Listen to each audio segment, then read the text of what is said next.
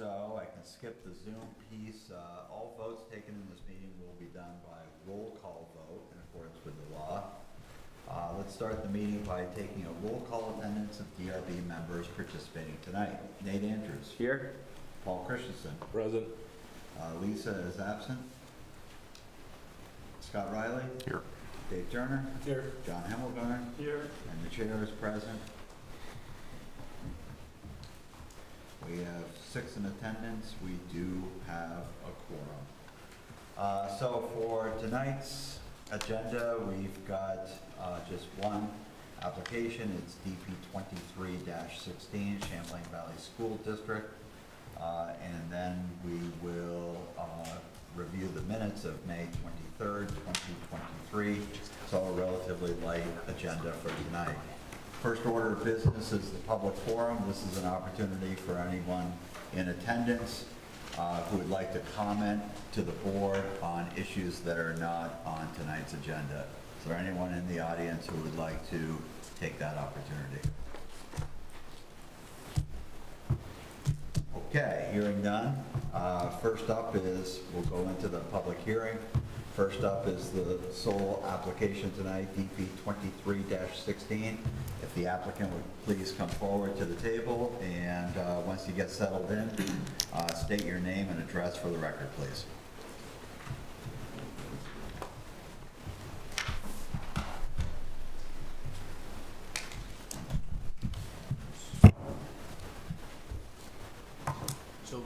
Good evening, everybody. My name is Jeff Kirshner. I'm from Hamlin Engineers, 136 Pearl Street, Essex Junction. I'm Chris Giera from the Champlain Valley School District. Thank you. As a disclosure, Chris works in a number of different school systems, and including Charlotte, DEW Construction, my employer, has done work in Charlotte. I don't deem that in this particular case to be a conflict of interest, but I did want to disclose it. So with that, Simon, I will turn it over to you to read the staff report, please.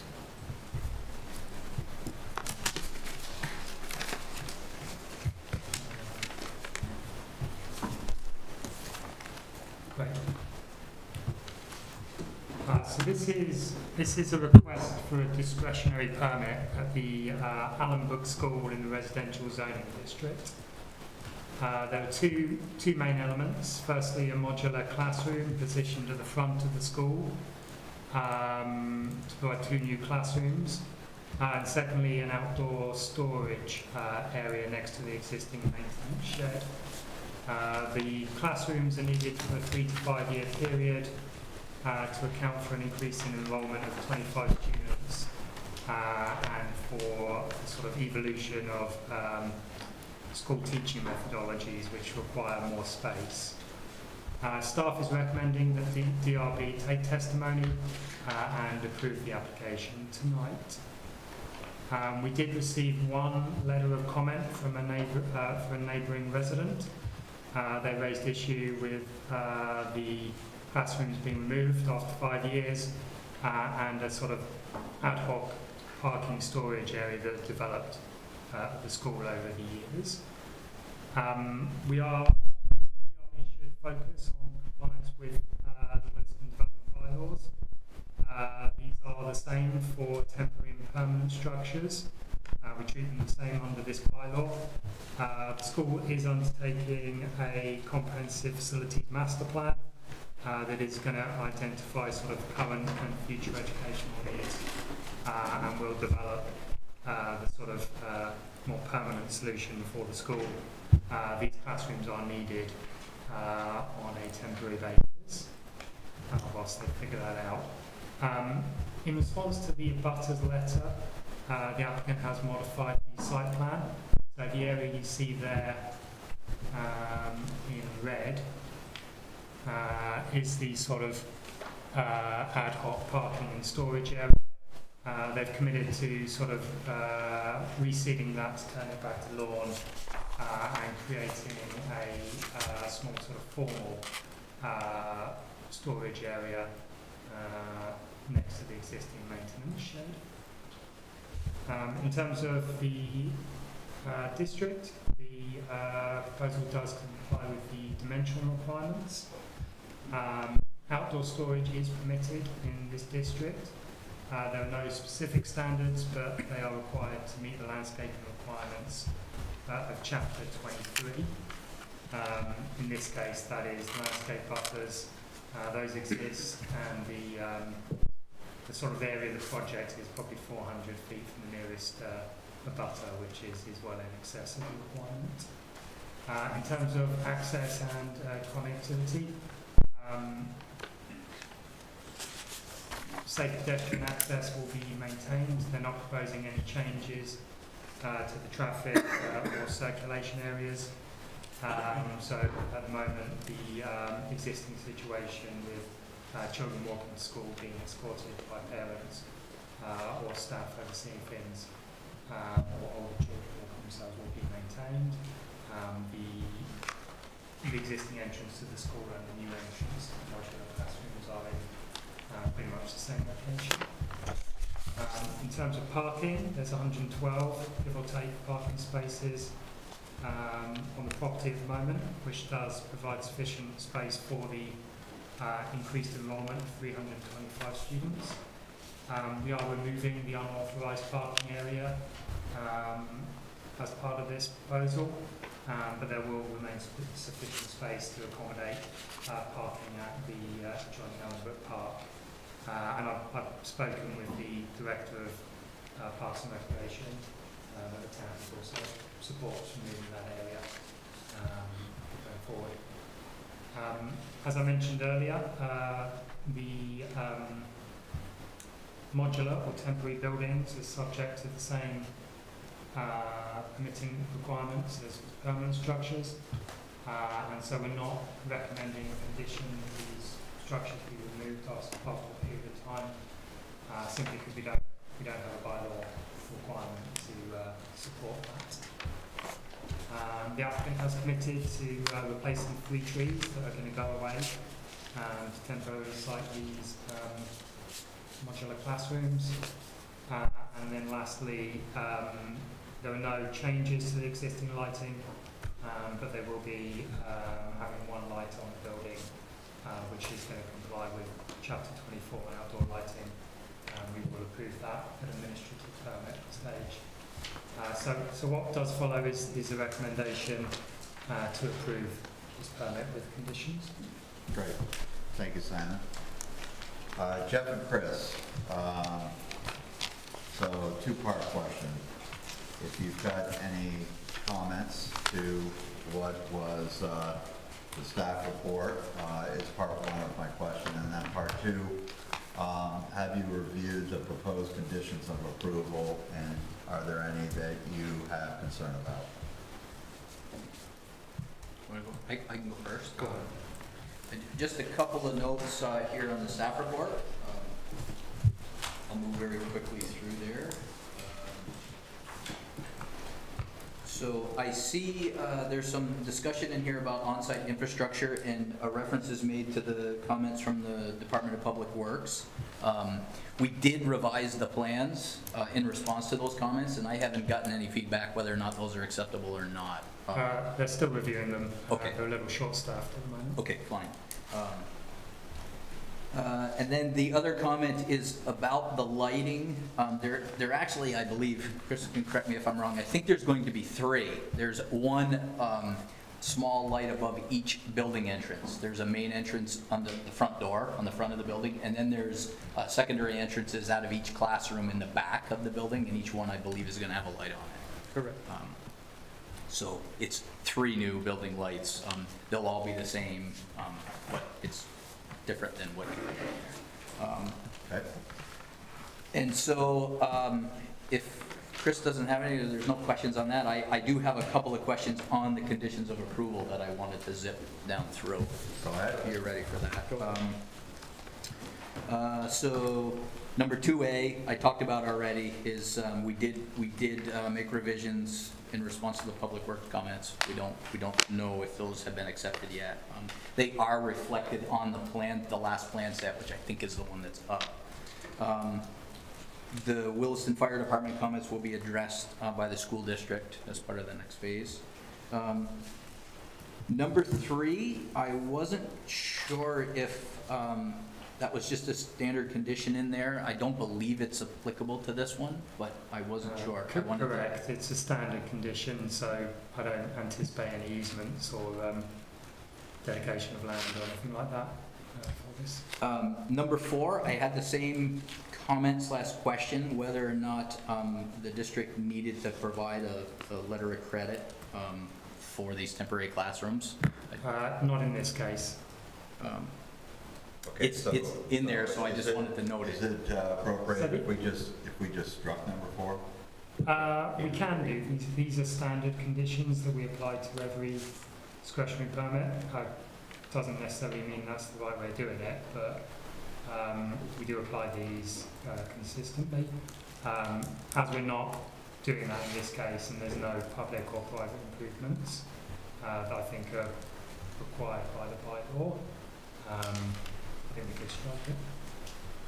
Well, we could, sorry to have this diversion Okay, here. this is, I was gonna make a comment, but I'm gonna let you finish. If we do strike it, then we really then take on the responsibility to review it every time going forward. Correct. And if it's part of the kind of the template, and if it just doesn't apply, Yeah. then we should leave it alone and just keep it in there. Okay. And you understand where I'm going with that? I do. The only concern that I have is if it's in there, it says, we will do this. And so if there's a condition in there that- We could change the wording from shall to may. No, I don't think you need to change anything because it says any required public or private improvement. The applicant shall post any required letters of credit. Miles, I agree. Simon just said that they're not required, and so therefore this is totally not applicable. Okay. And it's, I think. And it's what's required in the bylaw, so, Right. so So it's not changing what's required of you. It's making sure that if it is required, you're agreeing to comply. Yeah. that's fine. I'd hate to start striking different boilerplate things, because we'd be opening up a can of worms, so, Agreed. okay. Okay, I'm just good. careful because sometimes if it says that you got to do it and we all say it's not applicable, we still might have to do it because it says it. So I'm with you. The required word is important there. And Okay, continue, please. In terms of number 6, shall be in compliance with the lighting level requirements of Chapter 24. I was under the impression, based on our initial meetings, that we didn't need to do a full-blown lighting plan for this. All we need to do is provide a catalog cut of that fixture. Yeah. In terms of light levels, you're not expecting a foot candle plan or anything like that? No, nothing like that, just an idea about what these are. And Gotcha. the main thing is that they're downward shielded. You get to see it and We know what it just looks don't want to show up with a floodlight. Yeah, it's just a level effort for me. If I gotta go do a lighting plan, I just need to know that I need to do that. No, that's not the intent. Yep, I didn't think so. Number 7, same thing. There's reference in here to a landscaping plan included as part of the final plans. We're taking out 3 trees, and when we take the building out of there, we're gonna put those trees back in kind.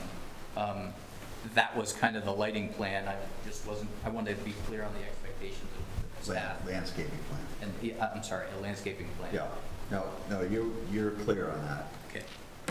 And again, that's just a We won't be boilerplate. Yep. talking about this more than Okay, Okay. I think you just gave me a heads up. I didn't even have to kick you.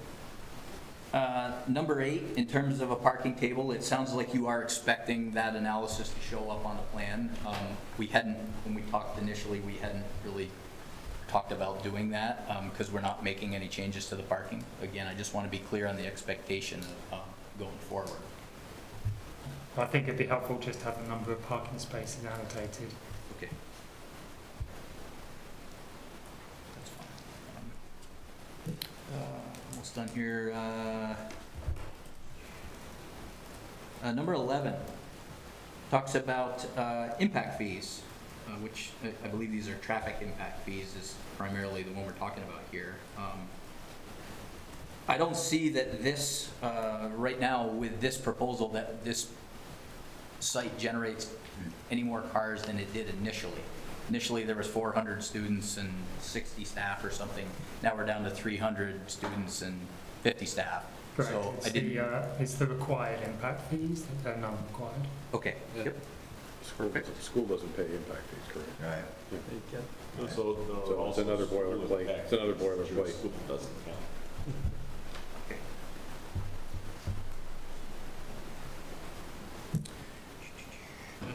I think that that's it. I got a couple other NAs here, but they're obvious NAs.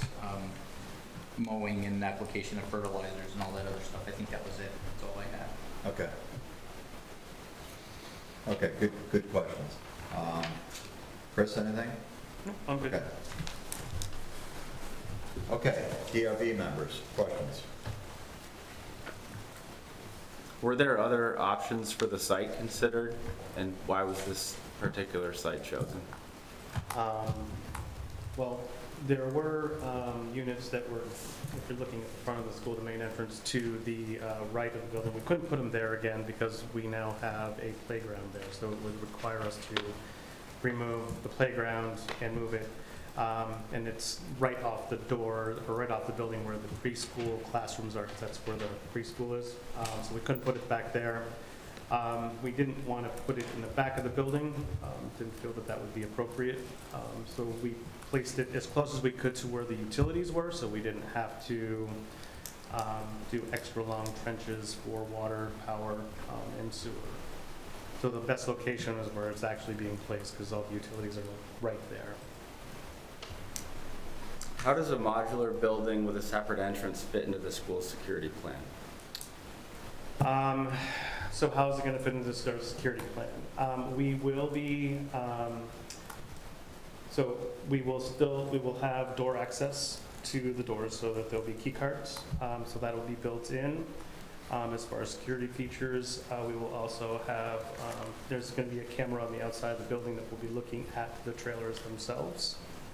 And then the rest of it will be working with the faculty and staff that will be using the space and coming up with our own security plans based on once we're in there and we know what we're doing with the space. Just like with the school, we have to kind of look at our conditions and look at our surroundings and try to figure out what our best practices will be. Okay. Any other questions? These modules will also be full ADA plan, right? Correct. Yeah. Yeah. And the other option, question, and, you might want to consider if there is a nice spot for a second building for the future, just in case there's another growth that you weren't planning. Well, we're hoping not to go that far. But Well, I know everybody's hoping, but a lot of building going on in Williston. John, have you have a I question? did, and it kind of dovetails onto that a little bit. You know, I'm quite familiar with the previous set of modular classrooms that was there. My daughter attended school in them for 2 years. There is room over there, I think, beyond where the playground is to put them. My concerns are that, you know, this is right out front, as Nate was getting at. It's pretty out there kind of spot. It's also extremely visible. And I know that the TAC doesn't get to review these from an aesthetic standpoint, but it's still not the most attractive spot to put a modular building in it. We would all agree has limited aesthetic value. In addition to that, you're cutting down 3 trees, which have grown up quite nicely along that site, and which do a good job of landscaping the parking lot, which is a DRB requirement. Thirdly, I'm confused about the, I keep hearing that they're temporary. They're temporary, but I hear from Simon that we need to assume these are permanent. We need to review them as if they're permanent. Well, there's no distinction in the bylaw. Exactly. So these buildings go in, so I don't think that we can agree, just like we can't make them take them out, I don't think we can agree that you can, when they go out, we'll do something. These trees are there, they were required by a previous permit, I presume. They're on the subdivision side plan, those trees. So at the very least, I think they should be replaced now. Well, I think, Because- didn't they say they were gonna replace them? That's not, After removal. only when they're removed is how I read that. So I guess I'd look for That's clarification. That's how I read it too. And I'm not sure, a good subsequent question would be, is there even room with where you're putting this between the parking lot and this building to replace those trees, right, with this current plan? There is.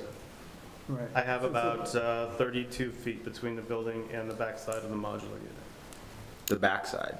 Yes. How much between the front of the building and the parking lot? It's going to be as close as I can get it to the sidewalk, so we're not putting in additional concrete surfaces. So again, my concerns are that, yes, and if I knew these were temporary, they were coming out in 3 years, I'm probably much more likely to do that. But I know that the last ones were there for considerably longer than 3 years. And so when this is here for 5 years, or 10 years, or 12 years, the trees that you plant now are gonna be 10 years old, and they actually would be something. And so therefore, there's this kind of this funny gray area here of how long is it gonna be there, and I don't think you can answer that. I can. Mr. Himmelgarn, are you talking about just planting them somewhere else on the site? 3 trees somewhere else I think now? at the absolute minimum, that would be the case. Yeah. If you're gonna take out those 3 trees, I think you should be replacing them and not at some uncertain date in the future.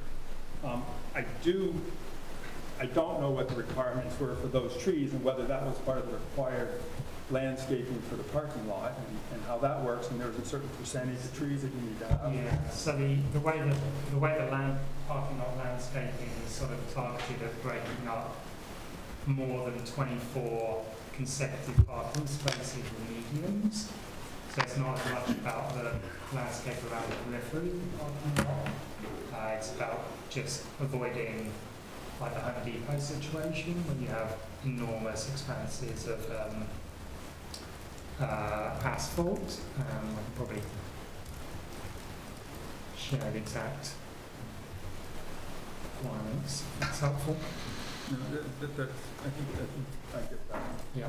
But I do think that, replacing these trees or putting trees back in these locations would really be a part of the application when these are coming out and there's some other piece of building going on at Allenbrook, which I'm pretty certain this group would be reviewing. Right. Is the primary route for the children to move between this building and the main building along that front entrance that goes along the front sidewalk bordering the parking lot? Yes, they're going to be moving there. So can I add, when we were, when Chris actually came to me, and we were talking about siting this building, this was exactly the discussion we had, because the first place I wanted to put it was back there. And then we got talking about kids getting out of the car, getting dropped off, getting into this building, getting into the main building, being near a drop-off, being near existing sidewalks. And suddenly this made good sense to put it here, out front, where people are supervising the kids getting in and out of the, coming to school and departing school. This is where that activity is happening. We didn't want to send these young children out to the back, where nobody's watching. They are out front. That was the discussion we had, and that was the point of why we put this. I will jump right in from my perspective and say, I consider that to be the right answer. And I disagree with putting this thing in the back. That's foolish, given what goes on in this day and age. Right, I've got one other comment too, though, and these are 2 other comments. They are temporary trailers. If you look at the architecture of the school building, it's brutalistic. These fit right in. we can agree to disagree on that. My point is that you know as well as I do, the length of time it takes to get funding, permitting, design, building on school, they had no idea. I mean, how long these I things know are. they I know you know I that. know they have no But- idea, because I've worked on schools. But you do that for a living, I understand that. 12 or 20 years, so I But just know that they're. One of the things we could do is say at year 3, if they're still there, or year 5, if they're still there, that it's a requirement of the conditions of approval that they come back in front of us and give us an update on what's going on with them. You know, it doesn't let us kick them out, but it would at least afford the board the opportunity to comment on it, find out what's going on. And then the only other comment I do have is that to me it seems a little, if you look at the site plan, they're around the outside. So there's 2 trees sitting in front of, you know, where this is gonna go, so put them someplace else. Right. I mean, you know, I don't disagree with that. or make them put 4 trees in, but, Well, I think you're cutting 3, right? So, So we'll talk about the trees in deliberative session. sure. Okay, and, because I think there's a path forward on that.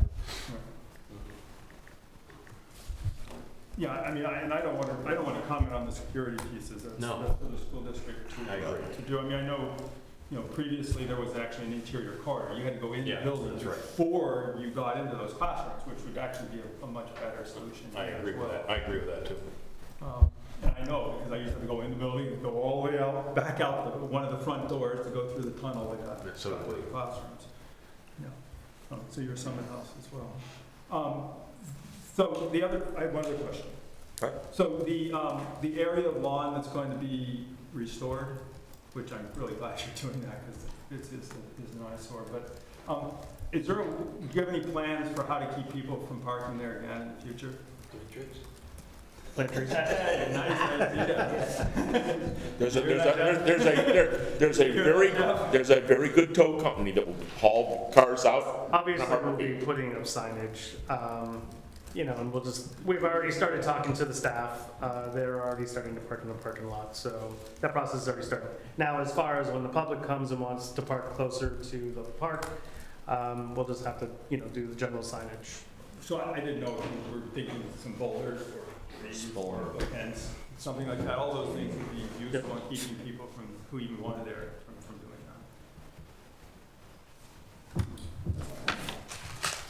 that. Any other questions? Scott? Good. Any questions from the audience? I have a question about the trees. I'm Gary Marcus, the Chief Operations Officer for CBSD. Was there a site plan requirement for those 3 trees at any point? Do we know that? I'm going to turn that over to Simon. They were shown on the site plan when the school was approved back in 1995 in that location. Okay. And I just wondered about the number of trees. We have added trees since 1995. It certainly makes sense that when the buildings are removed eventually, whenever that may be, that we would restore the original landscaping. But I just wondered if there was a requirement for the trees in question. So yes, there was a requirement when the original project was approved. And in terms of are there other trees that were planted? I mean, I think you would answer that. And we have, I mean, every Arbor Day, they plant a tree. So just this last one, they planted one. Last year, they planted one. So for the last, at least since I've been in this position, the last 4 years, they've planted trees. So I know at least 4 new trees on the premise since that. So. Okay. Just one follow-up question, and in terms of my previous question about how this fits into the school security plan, I think maybe a different way of asking that same question would be, can you elaborate more on the pedestrian traffic? In this situation, it's children, it's teachers. I have spent time coming through this area, and I know there's a lot of traffic there. It works well because the kids are funneled into the front here. And I just have concerns about this front entrance and not a lot of space between parents dropping off and winging through on their way out. Is there another entrance or exit planned that fits with the front of the main building? Or is it really just that one front entrance? I think that's just the front entrance. It's just the front entrance. That's where the drop-off is. Yeah, the drop-off is right there in front of the school. So basically, right in front of where the modular units are going to be, that is where the pickup, parent pickup, and drop-off is. And that's an important part of the Allenbrook security plan, is that there's a single entrance with access control. Okay, thank you. Any other final questions? Any last comments? Okay, we're going to close DP 23-16 at 7:31. Thank you very much. Thank you. The Town of Williston Development and Review Board, it's Tuesday, June 13th, 2023. The DRB is out of deliberative session. The time is 7:53. Is there a motion for DP 23-? Recording in progress. Did you get all that, or do I need to? No, you're good. You're Good, okay. Is there a motion for DP 23-16? Yes, Pete. As authorized by WDB 6.6.3, I, John Hemmelmeyer, move that the Williston Development Review Board, having reviewed the application submitted and all accompanying materials, including the recommendations of the town staff and the advisory boards required to comment on this application by the Williston Development Bylaw, and having heard and duly considered the testimony presented at the public hearing of June 13th, 2023, accept the findings of fact and conclusions of law for DP 23-16 and approve this discretionary permit subject to the conditions of approval above.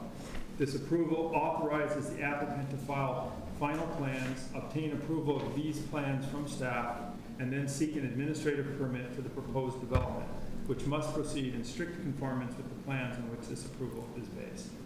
We are going to add 2 conditions. Number 21, final plans shall show the planting of 3 new trees at 2.5 inch, I should say a minimum 2.5 inch caliper, in accordance with the requirements of WDB 23.7.4. This is in addition to the 3 replacement trees that shall be planted when the modular classrooms are removed. We will also add condition number 22. The unauthorized parking area shall be restored to lawn and protected from parking by physical measures which shall be shown on final plans. Thank you, John. Is there a second? I'll second it. Scott Riley seconds it. Any further discussion? Hearing none, let's vote. Nate Andrews, yea or nay? Nay? Paul Christensen? Yay. Scott? Yay. Dave Turner? Yay. John Hemmelgarn? Yay. And the chair is going to abstain. There is 4 in favor, 1 opposed, 1 abstention. Motion carries. Meeting minutes of May 23rd, 2023. Is there a motion to approve the minutes? I'll move to approve the minutes. Nate makes a motion to approve the minutes. Is there a second? I'll second it. Dave Turner seconds. Any discussion? Hearing none, yea or nay? Nate? Yay. Paul? Yay. Scott? Yay. Dave? Yay. John? I'm going to abstain since I wasn't at the meeting. And the chair is a yea. 5 in favor, none opposed, 1 abstention. Motion carries. Is there anything else to bring forth tonight? Hearing none, all those in favor to adjourn signify by saying aye. Aye. Aye. Any opposed? Motion is adjourned. Thank you all. Thank you. I mean.